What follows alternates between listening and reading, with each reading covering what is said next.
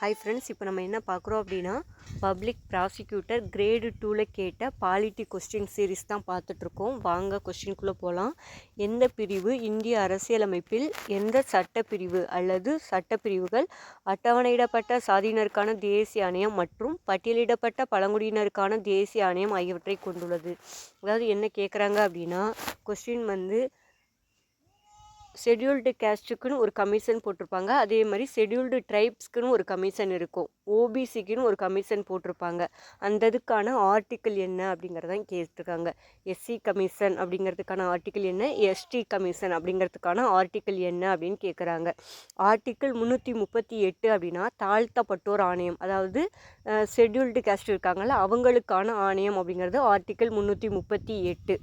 Article 338A இருக்குல்ல, அது பழங்குடியினருக்கான ஆணையம், ஷெட்யூல்டு ட்ரைப்ஸ்க்கான ஆணையம் பற்றி குறிப்பிடுகிறது. எக்ஸ்ட்ரா டேட்டா ஒன்று நான் வச்சுக்கோங்க.